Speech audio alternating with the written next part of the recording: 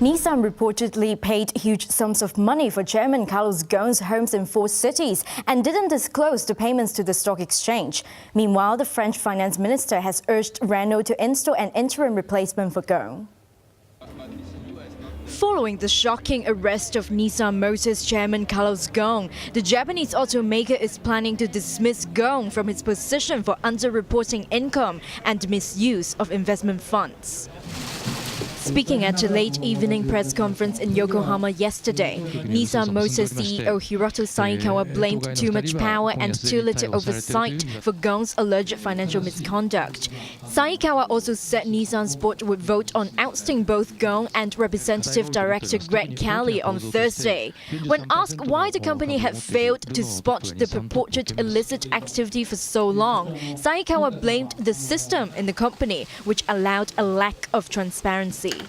Japan's number 2 automaker is alleged to have paid $18 million for luxury homes for Ghosn and didn't disclose the payments to the stock exchange, according to state media. Ghosn's alleged violations involving millions of US dollars were discovered during a months-long investigation that was instigated by a whistleblower. The stunning development will pose a daunting test for the Nissan-Renault-Mitsubishi alliance, one of the world's biggest automakers. Over in France, where the state owns 15% of Renault, French Finance Minister Bruno Le Maire said in a radio interview that Ghosn was no longer in a position where he was capable of leading Renault and urged the French carmaker to promptly install an interim management team. French President Emmanuel Macron said he would remain extremely vigilant regarding the stability of the Renault-Nissan-Mitsubishi alliance. Ghosn has been with Nissan for 19 years and had signed a contract extension early this year through to 2022.